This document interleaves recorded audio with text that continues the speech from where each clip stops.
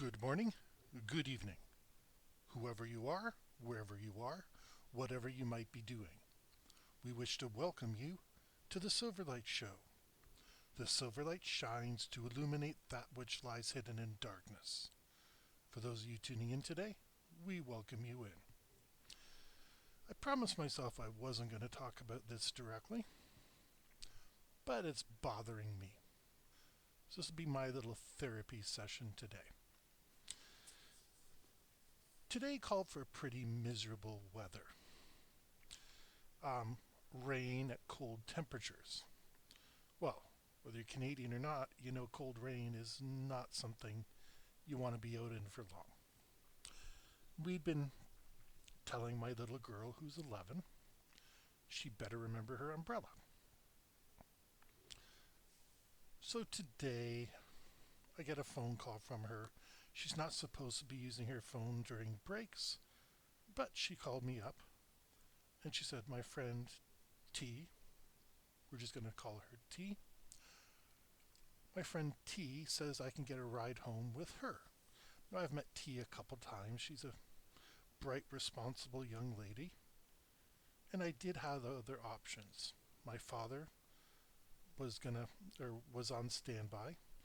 Her uncle was available. I had many ways I could reach out and get a hold of her. And okay, she's 11 years old. You know, holding an umbrella and carrying it around, I get it. It's not convenient. I don't really know the parent, but the same token, they have a nice young child and they trusted her with me. I was going to extend the favor to them. So, blah, blah, blah. About an hour or so later, I get a call from my little girl. Um, they're not, they're not going to give me a ride home. What? Yep, Daddy, they're not going to give me a ride home. Really? Now, my head went through a million things.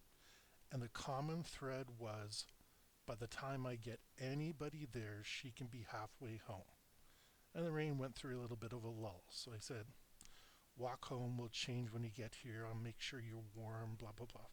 You know, we've got heaters, we've got sweaters, we got all sorts of ways. We'll take care of it. And then she told me, and then I said, well, what was the reason? Why wouldn't he give you a ride home? Because everybody has a reason for what they do.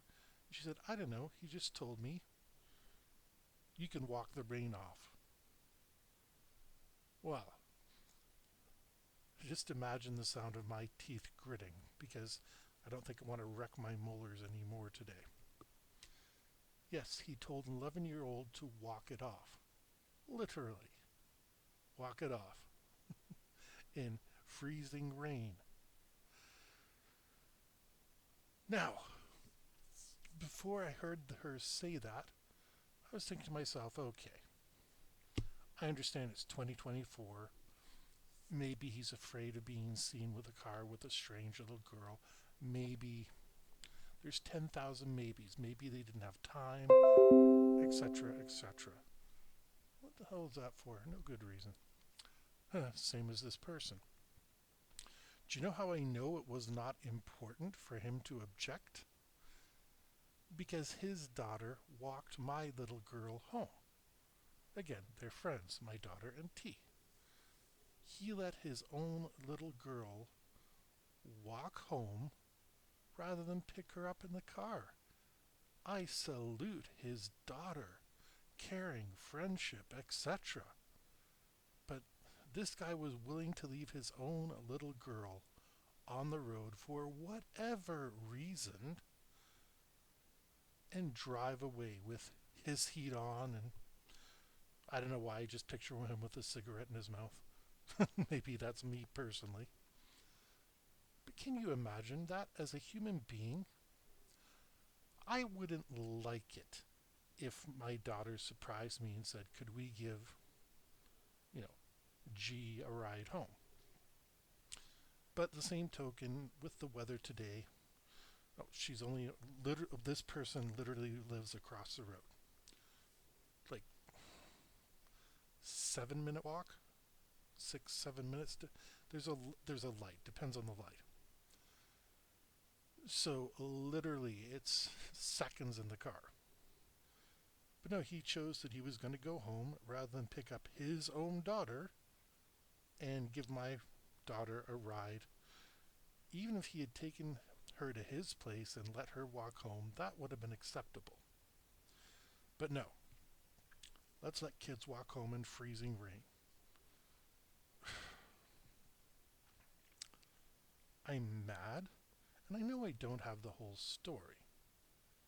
But unfortunately, in a previous lifetime, old Silverlight had a friend who was stalked mercilessly. So it won't be hard for me to figure out where he lives. I've already priced out glitter bombs. There's a few other nasty things that you can send people. But no. First of all, this guy's not worth spending money on. But I can promise you, if I ever meet them, they're not going to get my usual friendly greeting. If one of you came over, Silverlight's very hospitable. Come on in. Sit down. Can I get you something? I can get you some filtered water. I can get you some soda water, cranberry juice, all sorts of healthy options. We don't really have much, sugar water in the house.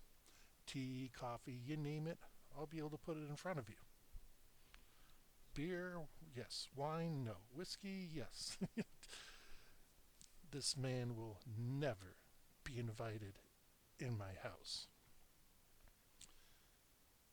And all because, well, I'm pissed off at what he did to my little girl. But I'm even more pissed off what he did to his own child. And even if it's not his child, families are funny these days. They're blended. The relationships are a Venn diagram these days. But no matter what,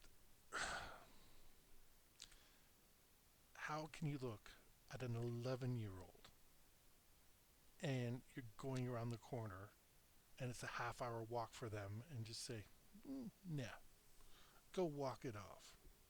Those are words I remember my coach using them, but he would more use it as a joke. There were other coaches who would do it seriously. Keep walking, all that sort of stuff. But he would use it as a joke, Coach, I hurt my ankle, walk it off. But he would come over and look at you. But you can't walk hypothermia off. And this was a hypothermia situation. Because what I know that her father didn't know is that she was going to go skating afterwards.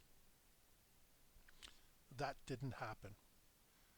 Because I just don't like the idea of taking a wet and cold 11-year-old, letting them change their clothes and shoving them out on a skating rink. Why? Because I give a crap about my family. Not like this dillweed, who apparently is, again, his daughter, always welcome at my house. Because she walked home, and I imagine it was to share the umbrella that they had. His little girl has so much heart. And I'm going to support that friendship for a long time.